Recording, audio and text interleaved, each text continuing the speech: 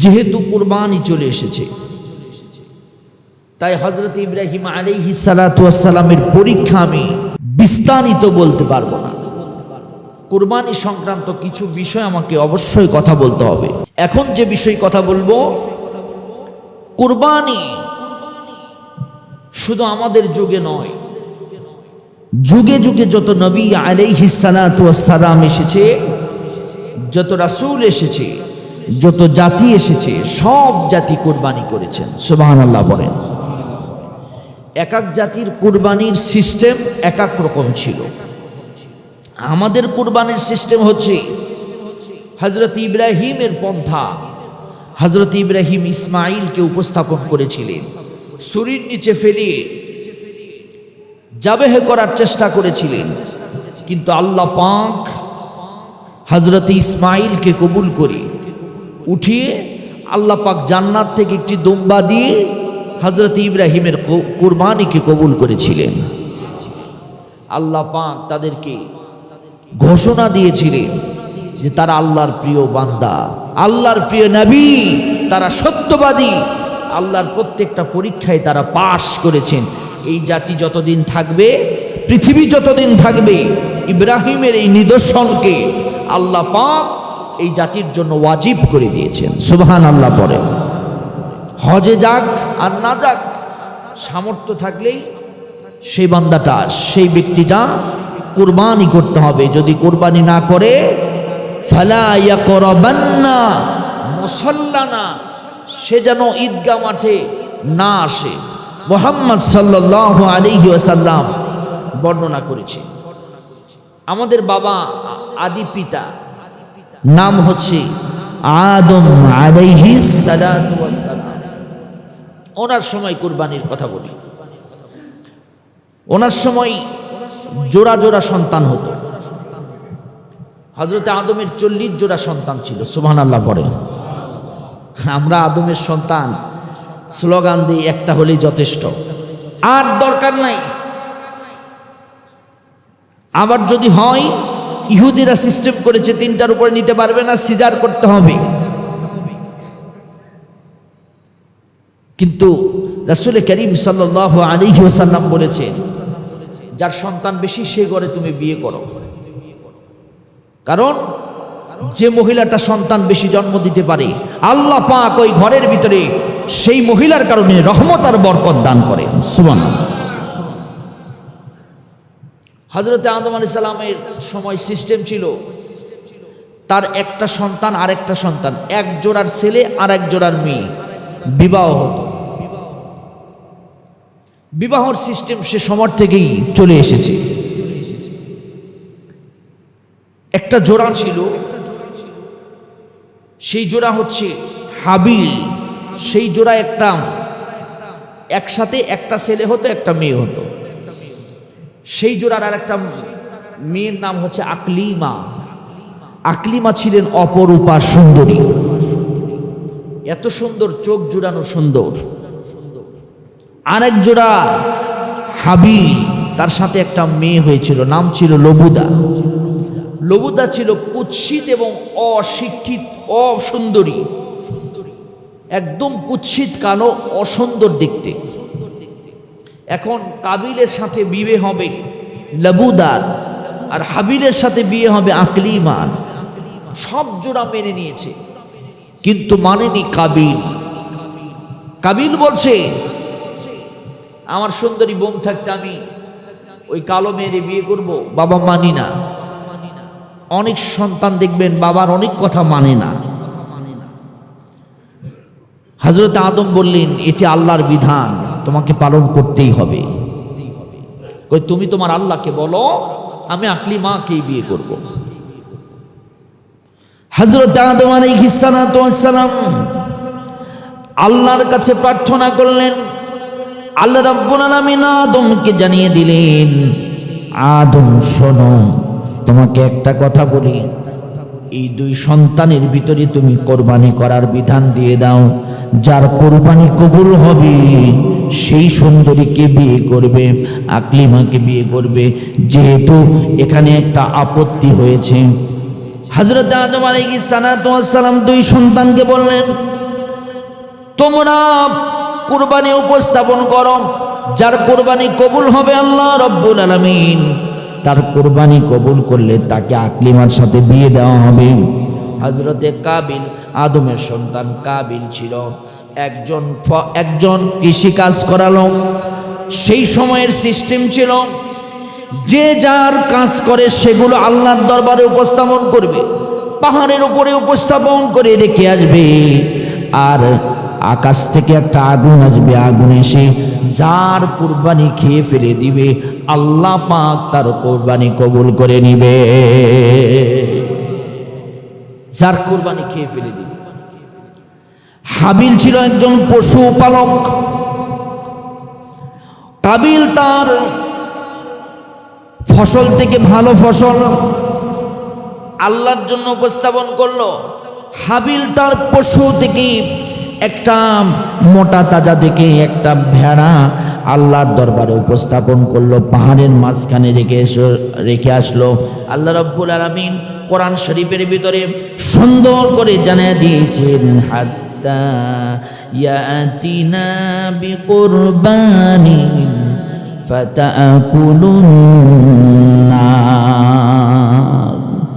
ওই লোকের কুরবানি কবুল হবে যার কুরবানি আগুন খেয়ে ফেলে দিবে। তাকুলুন না, আগুন খেয়ে ফেলে দিবে। বিষয়টা হলো কি, আল্লাহ রাব্বুল আলামিন হাবিলের কুরবানি কবুল করলেন, সুবহানাল্লাহ বলেন। কাবিলেরটা কবুল করলেন না। কি কুরবানি? হাবিলের পশু আল্লাহ কুরবানি আগুন দিয়ে পুড়ে সারখার করে দিলেন। এখানে একটা বিষয় বলি, যদি আমাদের দেশের সিস্টেম থাকতো বর্তমান সময়ে যে যার কুরবানি কবুল হবে তারটা পুড়ে কিংবা একটা নিদর্শন আল্লাহ প্রকাশ করবে। আমার তো মনে হয় বাংলাদেশের সারা বিশ্বের কুরবানি উপস্থাপন করা হয়, এর অধিকাংশই 80% কুরবানি আল্লাহর দরবারে কবুল হতো না। কথা বলেন ঠিক কি না? কারণ কি জানেন, এখন কুরবানি হয় মানুষকে দেখানোর জন্য, এখন কুরবানি হয় গোশত খাওয়ার জন্য। অবশ্যই গোশত খাবেন, কিন্তু আল্লাহকে সন্তুষ্ট করে খাবেন। কারণ আল্লাহ আপনার রক্তও নিবেন না, মাংসও নিবেন না। আল্লাহ আপনার অন্তরের অবস্থা দেখতে চায় যে আপনার হৃদয় কেমন। আপনার মন যদি ভালো হয় আল্লাহ পাক আপনার কুরবানি কবুল করেন। জোরে বলেন সুবহানাল্লাহ। আল্লাহ রাব্বুল আলামিন সূরা মাইদা 27 থেকে আল্লাহ রাব্বুল আলামিন সুন্দর করে জানিয়ে দিয়েছেন, আদম আলাইহিস সালাতু ওয়াস সালামের 2 সন্তানের কুরবানির কাহিনী আল্লাহ বর্ণনা করেছেন। আল্লাহ পাক বলেন, ওয়াতুলু আলাইহিন নাবা বানাই আদম বিল হক إذ قربا قربانا فتقبل من أحدهما ولم يتقبل من الآخر قال لأقتلنك قال إنما يتقبل الله من المتقين। আল্লাহ রাব্বুল আলামিন সুন্দর করে জানিয়ে দিয়েছেন, আল্লাহ পাক আদমের 2 সন্তানের কুরবানির ভিতরে একজনের কুরবানি কবুল করলেন, অপরজন বলল লা কুতুলান্নাকা, তোমাকে আমি হত্যা করব।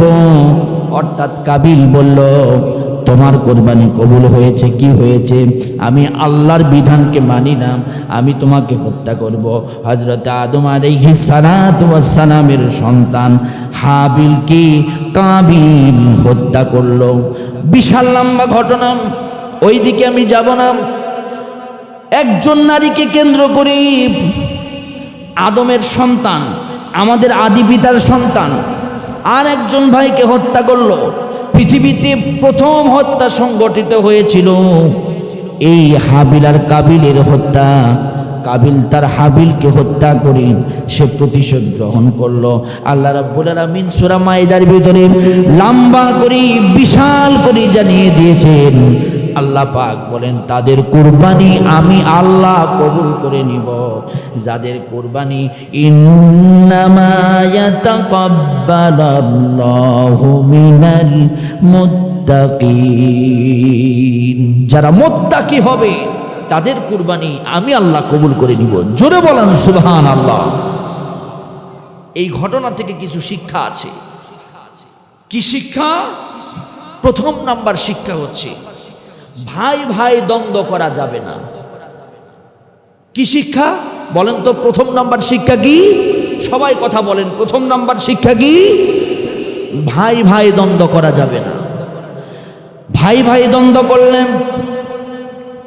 অন্য শত্রুরা সুযোগ পাবে, ভাইয়ের মাধ্যমে ভাইকে ঘায়েল করার চেষ্টা করবে। ভাই ভাই দ্বন্দ্ব করলে সংসারের ভিতরে শান্তি থাকবে না। ভাই ভাই গন্ডগোল করলে ভিতরের ভিতরে সমাজের ভিতরে তাদের মর্যাদা নষ্ট হয়ে যাবে। ভাই ভাই যদি সম্পর্ক নষ্ট করে তাহলে সমাজের ভিতরে তাদেরকে মানুষ মূল্যায়ন করবে না। আর ভাই ভাই যদি একসাথে বন্ধন হয়ে চলে সমাজের মানুষ ভাইদেরকে দেখে ভয় করবে। কথা বলেন ঠিক কি না? কিন্তু আমার সমাজে দেখা যায় ভাই বোনের সম্পর্ক নাই, ভাই ভাইয়ের সম্পর্ক নাই, কথা বলে না, এমনকি দেখা সাক্ষাৎ করে না, ভাই ভাইকে মারার জন্য ফাঁদ পাদে, এমন অবস্থা। কিন্তু আল্লাহ পাক বলেছেন, আল্লাহ পাক বলেছেন তোমাদেরকে আমি ফাআল্লাফা বাইনা কুলুবিকুম ফাআসবাহতুম বিনি'মাতিহি ইখওয়ানা, আমি তোমাদেরকে কত সুন্দর বন্ধন দিলাম, একে অপরের সাথে রক্তের একটা বন্ধন দিয়ে দিলাম, তোমরা একজন অপরের সঙ্গে ফাআল্লাফা বাইনা কুলুবিকুম, হৃদয়টা লেগে রাখবে, আল্লাহ পাক তোমাদের ভিতরে রহমত দান করে দিবে। রাসূল করিম সাল্লাল্লাহু আলাইহি সাল্লাম বলেন লা ইয়াদখুলুল জান্নাহ কাতি, কোন সম্পর্ক ছিন্নকারী জান্নাতে যেতে পারবে। এই জন্য ভাই ভাইয়ের দ্বন্দ্ব করা যাবে না, বোনের সম্পত্তি নষ্ট করা যাবে না, বোনের সাথে সম্পর্ক রাখতে হবে, ভাইয়ের সাথে সম্পর্ক রাখতে হবে। ভাই বোন আত্মীয়র সাথে সম্পর্ক রক্ষা করলে যিনি আপনাকে রহমত আর বরকত দান করবেন তিনি কে?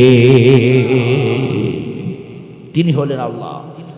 আর একটা কথা বলি, ভাই ভাইয়ের সম্পর্ক যদি না থাকে, ভাই বোনের সম্পর্ক না থাকলে বাবা মা কষ্ট পায়। কি হয়? বাবা মা কষ্ট পায় না? বাবা মা কষ্ট পায়। আর বাবা মা কষ্ট পাইলে সেই সংসারে কোনোদিন রহমত আসবে? কথা বলেন না কেন আসবে? আপনার ভাই অপরাধ করেছেন, নিঃসন্দেহে আপনি জানেন, কিন্তু ভাইকে আপনি ক্ষমা করে দেন, ভাইকে আপনি মাফ করে দেন। ভাইকে মাফ করে দিলে যিনি আপনাকে মাফ করে দিবেন তিনি কে? আল্লাহ পাক। কিন্তু দুইজনের একটি ভালো মন থাকতে হবে।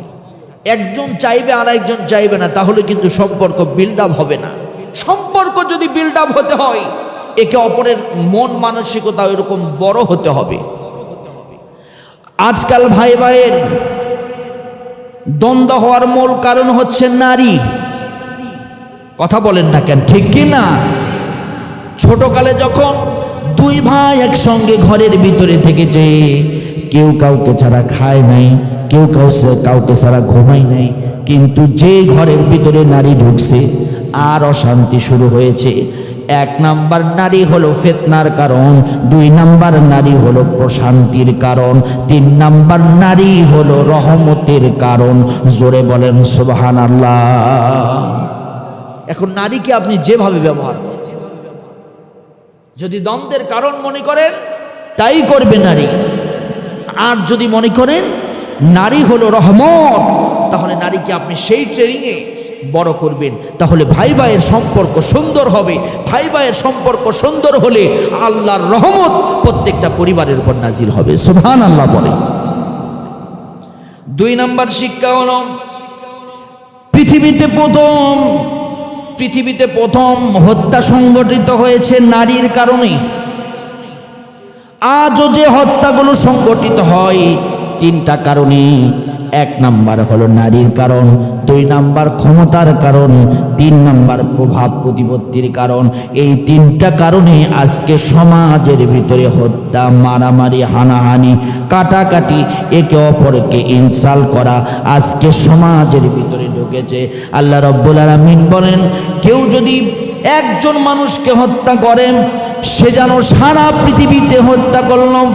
মা কাতালা নাফসান বিগাইরি নাফসিন আও ফাসাদিন ফিল আরদি ফাকান্নামা কাতালান নাসা জামিআ। কেউ যদি একটা মানুষকে হত্যা করে, সারা পৃথিবীর মানুষকে হত্যা করল। ওয়ামান আহইয়াহা ফাকান্নামা আহইয়ান নাস। কেউ যদি একটা মানুষকে বাঁচায় দেয়, সে যেন সারা পৃথিবীর মানুষকে বাঁচায় দিল। সুবহানাল্লাহ বলেন। কেউ যদি কোনো ভাইয়ের সম্মান রক্ষা করে, আল্লাহ রাব্বুল আলামিন তার সম্মান রক্ষা করে। কেউ কাউকে যদি সম্মান দেয়, আল্লাহ তার সম্মান বৃদ্ধি করে দেন। সুবহানাল্লাহ বলেন। এই জন্য নারী হলো ফিতনার কারণ, নারী হলো এই সমাজের ভিতরে ফিতনার কারণ। নারীর কারণে আজকে হযরতে আদমের সন্তান জাহান্নামে যাবে, আর হযরতে আদমের সন্তান কাবিল হাবিলকে হত্যা করেছে। পৃথিবীতে যত হত্যা হবে তার একটা অংশ এই কাবিলের ঘাড়ে পড়বে, কারণ কাবিল প্রথম হত্যাকারী। হত্যা শিখিয়েছে, কেমন করে হত্যা করতে হয় এটি শিখিয়েছে।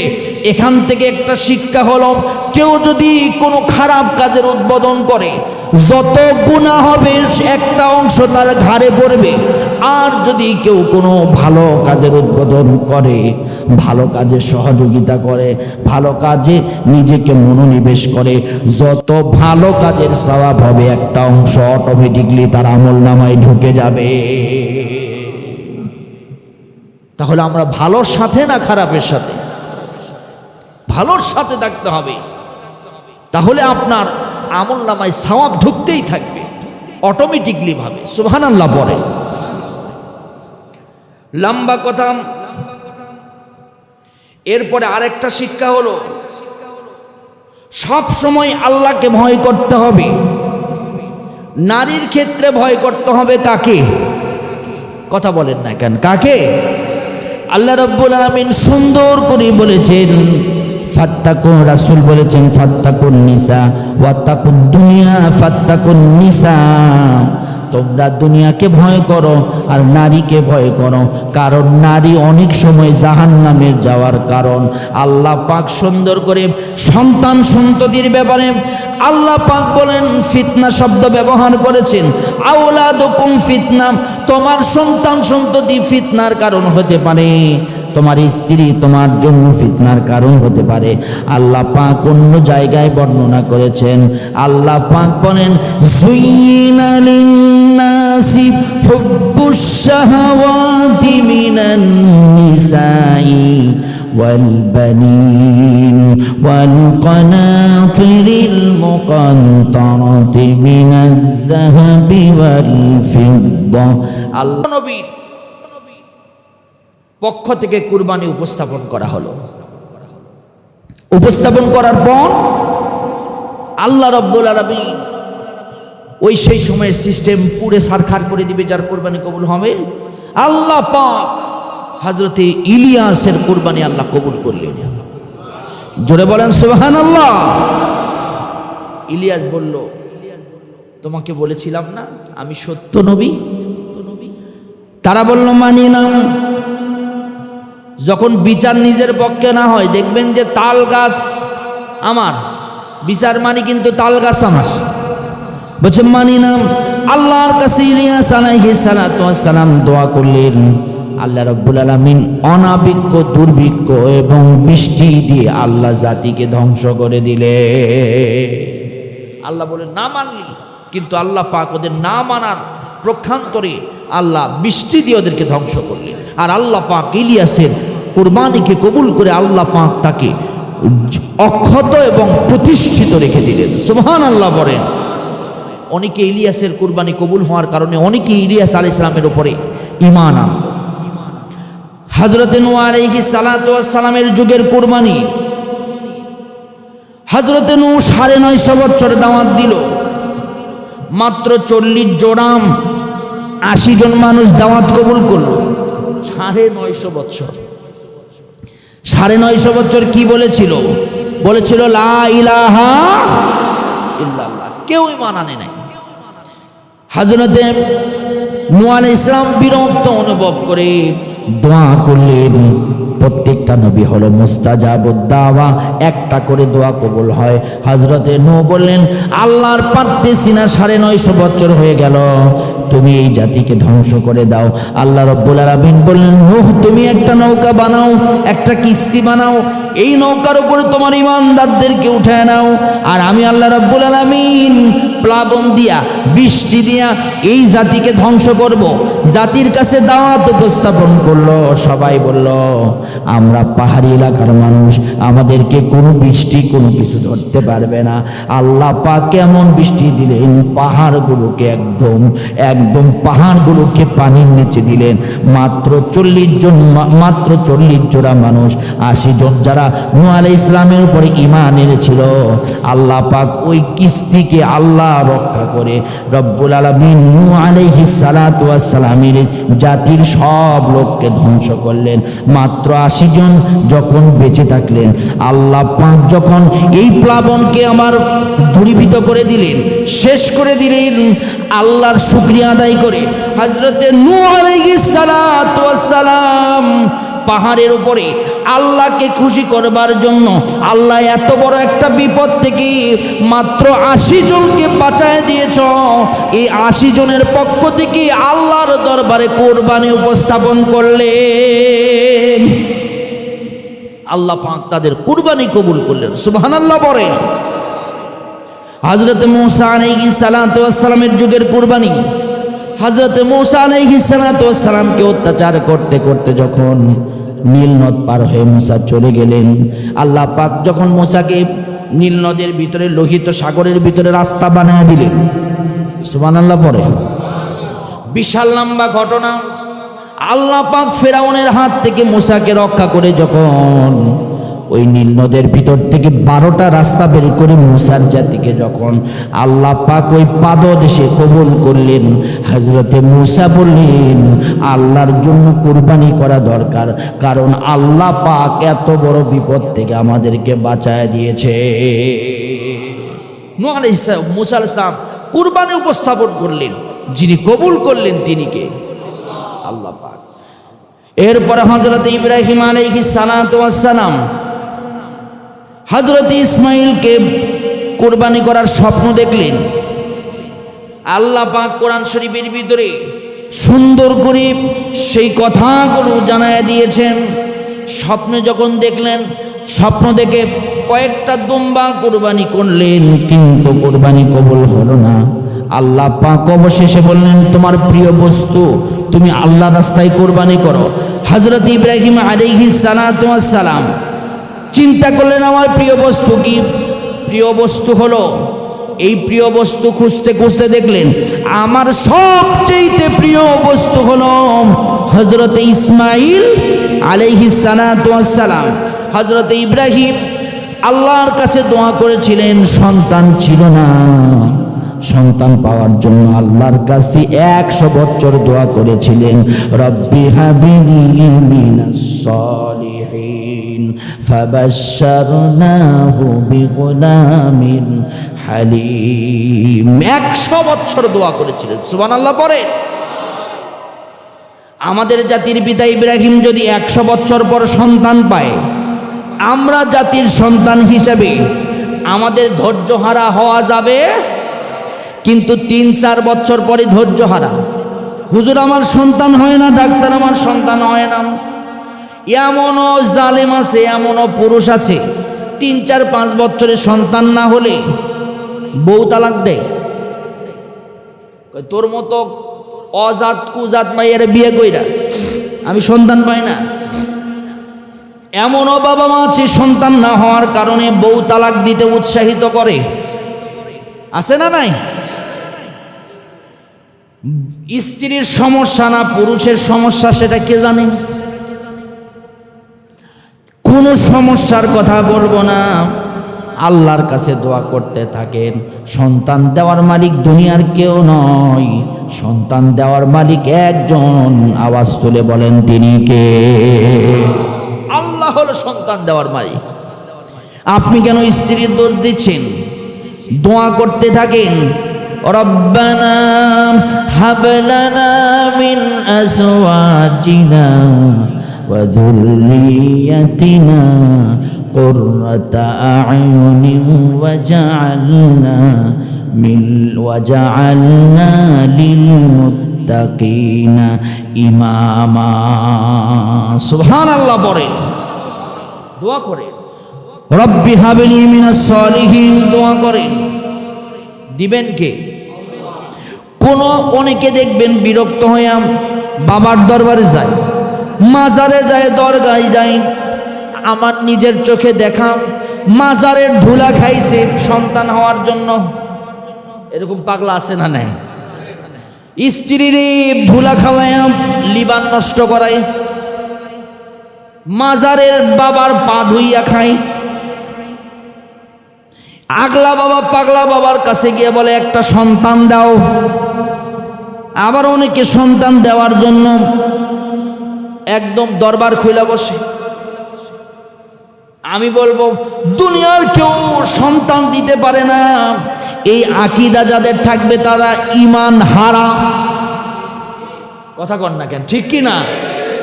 আকীদা থাকতে হবে দুনিয়ার কেউ আমাকে সন্তান দান করবে না, আমাকে একজন সন্তান দান করতে পারেন, তিনি কে? তাহলে হতাশ হচ্ছেন কেন? 3 বছর হয়ে গেল সন্তান হয় না, 10 বছর হয়ে গেল সন্তান হয় না, 12 বছর হয়ে গেল সন্তান হয় না। আপনি রোজা থাকেন, দুইজনে আল্লাহর কাছে দোয়া করেন, একে অপরের সাথে মিলিত হন, দুইজনে ভালো ভালো আমল করতে থাকেন আর দোয়া করতে থাকেন, রব্বি হাবলি মিনাস সলিহিন, আল্লাহ তুমি আমাকে নেককার একটা সন্তান দান করো। ইনশাআল্লাহ আপনার ঈমান যদি পাকা থাকে, আল্লাহর উপরে যদি বিশ্বাস থাকে, ইনশাআল্লাহ ইনশাআল্লাহ আল্লাহ পাক আপনাকে সন্তান দান করবেই। সুবহানাল্লাহ বললেন না? আল্লাহ কাউকে সন্তান দিয়া পরীক্ষা করে আর কাউকে না দিয়া পরীক্ষা করে। সন্তান দিয়েছে ঠিক, কিন্তু সন্তান যদি আপনার বাধ্য না হয়, ওই সন্তান দিয়ে 4 পয়সার মূল্য হবে না। এই জন্য আল্লাহর কাছে দোয়া করবেন, আল্লাহ তোমার যেটা ভালো সেটাই করো, কিন্তু আমার মনের চাওয়া হলো দুনিয়ার একটা নিয়ামত হলো সন্তান, দয়া করে আমাকে সন্তান দান করো। সুবহানাল্লাহ পড়ে।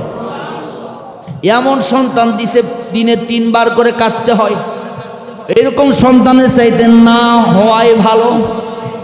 অনেকে আবার সন্তান হওয়ার পর, বড় হওয়ার পর যখন কন্ট্রোল করতে পারে না, হুজুর আগে যদি জানতাম এই অকাম করতাম না। আছে না নাই? না এরকম নয়, সন্তান পেয়েছেন, সন্তানের জন্য দোয়া করেন, রব্বানা হাব লানা মিন আজওয়াজিনা ওয়া যুররিয়াতিনা কুররাতা আ'য়ুনিন ওয়াজআলনা লিল মুত্তাকিনা ইমামা। আল্লাহু আকবার বলেন, দোয়া করেন, আল্লাহ ওয়াজআলনা লিল মুত্তাকিনা ইমামা, আমার স্ত্রীকে তুমি এমন বানাও আমি ঘরের ভিতরে গেলে যেন আমার হৃদয়টা প্রশান্ত হয়ে যায়। আমার সন্তানকে এমন বানাও যে মুত্তাকিনা ইমামা, মুত্তাকিদের নেতৃত্ব দিতে পারে। সুবহানাল্লাহ বলেন। হযরত ইব্রাহিম প্রিয় বস্তু ছিল ইসমাঈল আলাইহিস সালাতু ওয়াস সালাম। আল্লাহ বলে তোমার প্রিয় বস্তুকে আল্লাহর রাস্তায় কুরবানি করো।